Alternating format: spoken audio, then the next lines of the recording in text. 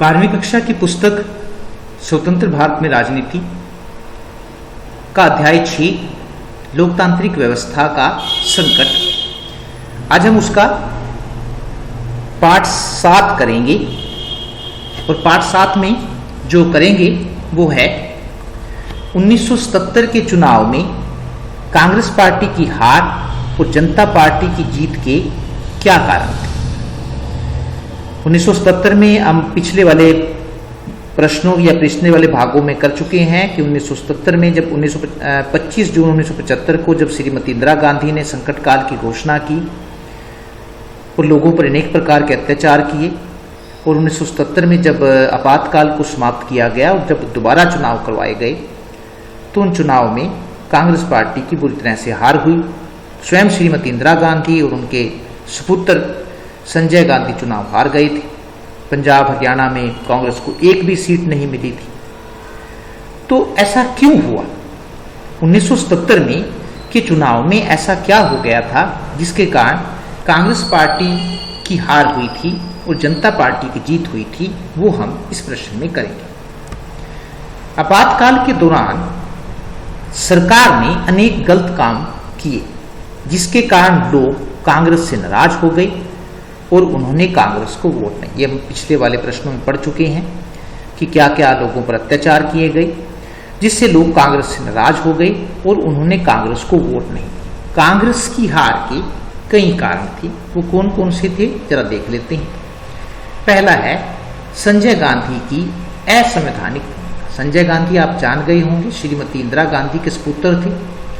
तो संजय गांधी की असंवैधानिक का मतलब है कि जो संविधान के अनुसार नहीं थी, वो उनकी ऐसी भूमिका, नेगेटिव या नकारात्मक भूमिका हम कह सकते हैं। आपातकाल के दौरान संजय गांधी ने किसी पद पर न होते हुए भी प्रधानमंत्री की सभी शक्तियों का प्रयोग अपनी इच्छा अनुसार किया। प्रधानमंत्री उनकी मां थी, वो प्रधानमंत्री नहीं थे।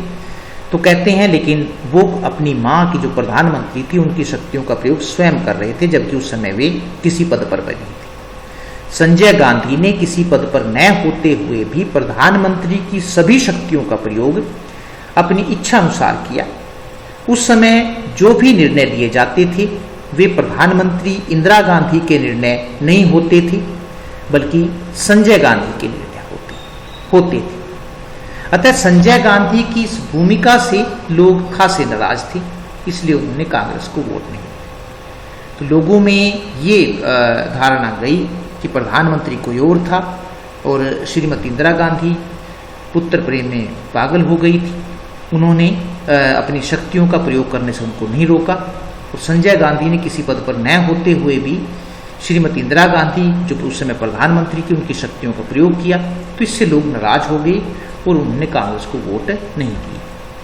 परिवार नियोजन कार्यक्रम को जबरदस्ती लागू करना। परिवार नियोजन कार्यक्रम हमने आपको बताया है कि इस कार्यक्रम ये चलाया गया था 1977 में, तो इसको जबरदस्ती लागू किया गया। आपातकाल के दौरान परिवार नियोजन कार्यक्रम को जबरदस्ती लागू किया गया। इस कार्यक्रम के अंतर्गत लोगों को जबरदस्ती अस्पताल में ले जाकर नसबंदी कर दी जाती थी। ये पिछले बार हम बता चुके हैं। इस दौरान कई ऐसे मामले भी प्रकाश में आए जब कुंवारे लोगों की भी नसबंदी कर दी गई। तो इस कार्यक्रम के कारण भी लोग कांग्रेस से नाराज थे, क्योंकि परिवार बनाना और बच्चे पैदा करना ये व्यक्ति का अपना निजी मामला होता है। तो जब कांग्रेस ने या संजय गांधी ने ये कार्यक्रम चलाया, लोगों की जबरदस्ती नसबंदी की गई, तो इस दौरान आया भी है कि कई ऐसे मामले भी प्रकाश में आए कि कुंवारे लोगों के भी लोगों को हर मुख्यमंत्री को जहां जहां कांग्रेस की सरकार थी उनको टारगेट दिया गया था कि आपने अपने राज्य से इतने लोगों की नसबंदी करनी है। तो इससे लोग खासे नाराज थे श्रीमती इंदिरा गांधी से, इसलिए उन्होंने कांग्रेस को वोट नहीं दिया। मीसा कानून को लागू करना। मीसा कानून बताया है आपको क्या था, फिर दोबारा कर लेते हैं। आपातकाल के दौरान सरकार ने Misa maintenance of security act जो है, आपातकाल के दौरान सरकार ने मीसा कानून को लागू करने के लिए निवारक नजरबंदी कानून का खुलकर दुरुपयोग किया। उसमें बताया गया था निवारक नजरबंदी कानून क्या है कि सरकार बिना कोई कारण बताए किसी व्यक्ति को गिरफ्तार कर सकती है।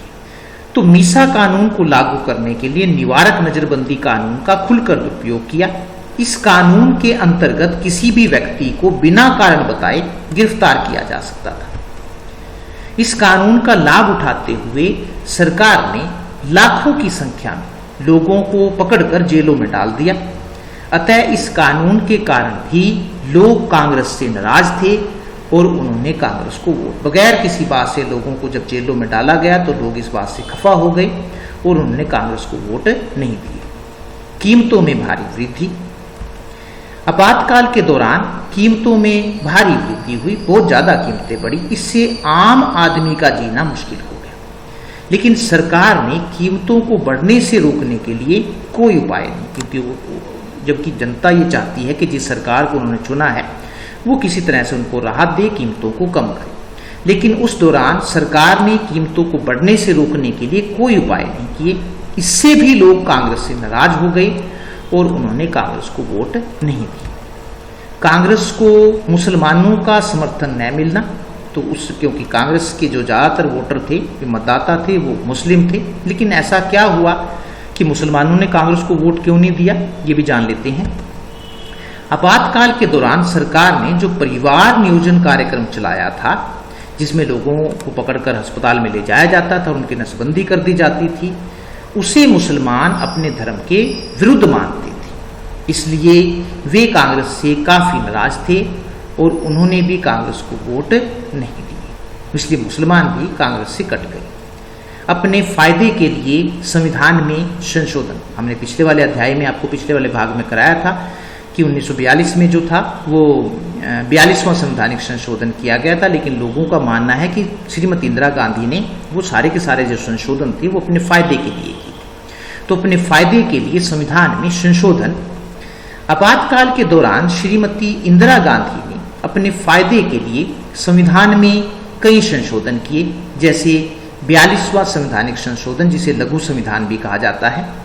ये सभी संशोधन संविधान के विरुद्ध थे, क्योंकि उस समय जो कार्यकाल था वो लोकसभा थी, चाहे वो विधानसभा थी। कार्यकाल जो संविधान में कह रखा था उसको श्रीमती इंदिरा गांधी ने अपने फायदे के लिए 6 साल कर दिया था, लोकसभा कार्यकाल या विधानसभा कार्यकाल। तो ऐसा माना गया कि वो संविधान के विरुद्ध थे संविधान में, जबकि ऐसा नहीं कहा गया था। अतः अपने फायदे के लिए संविधान को बदलना भी लोगों को अच्छा नहीं लगा, इसलिए उन्होंने कांग्रेस को वोट नहीं दिए।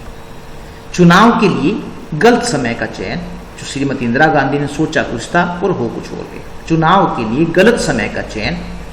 श्रीमती इंदिरा गांधी ने आपातकाल को समाप्त करके तुरंत चुनाव करवाने की घोषणा इसलिए की थी क्योंकि उन्हें उम्मीद थी कि इतने कम समय में विरोधी दल न तो एकजुट हो पाएंगे और न ही चुनाव की तैयारी कर पाएंगे। अगर आपको याद हो, 18 जनवरी 1977 को आपातकाल को समाप्त किया और मार्च में चुनाव करवाने की घोषणा की। सिर्फ 2 महीने का टाइम दिया गया।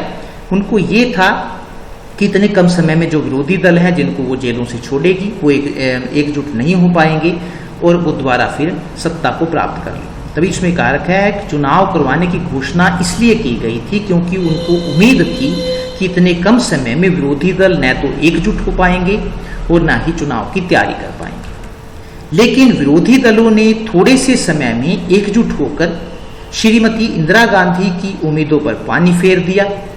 इसके कारण भी कांग्रेस को हार का मुंह देखना पड़ा। तो गलत समय का चयन किया था, जो उनको सूचना मिली थी वो गलत साबित हुई। सोचा और था कुछ और हो कुछ और गया है।